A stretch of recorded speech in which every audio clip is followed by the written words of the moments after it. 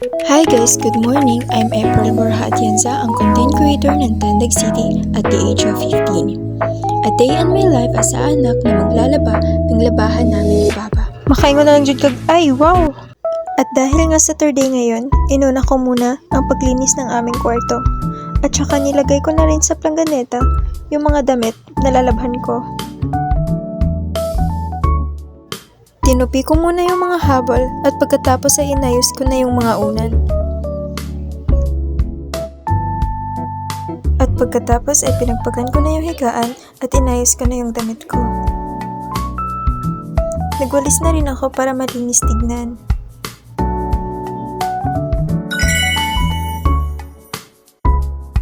At pumunta na nga ako sa labas para maglaba kasi nandun ang aming labahan.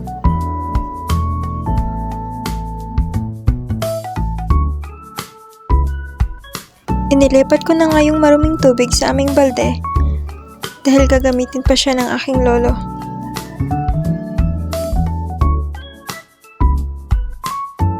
At pagkatapos kong maglipat ay nilinisan ko na yung washing. At kumuha na nga ako ng hanger at nilagay ko na dito sa aming sampayan. Nilagyan ko na siya ng tubig at pinaikot ko siya sa wash.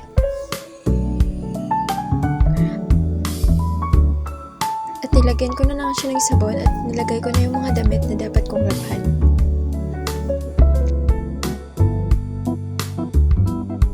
At pagkatapos nun, ay naghintay muna ako sa washing na ma-off siya sa akin. Ay! Binanlawan ko na nga yung damit namin at sinampay ko na.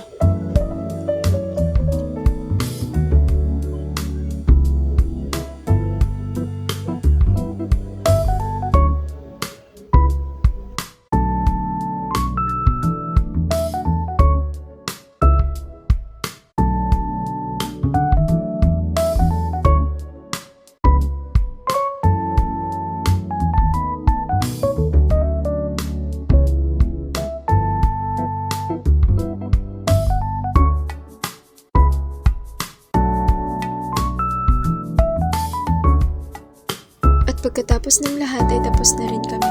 Ay! Lininisan ko na nga yung planggana at nilagay ko na sa lagayan. Enough ko na rin yung washing at nilinisan ko para hindi ako mapagalitan.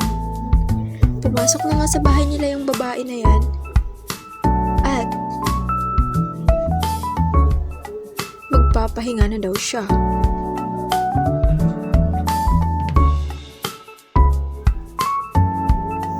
Nagpapahinga na nga siya at naisip niyang mag-ready muna ng damit niya para maliligo na siya.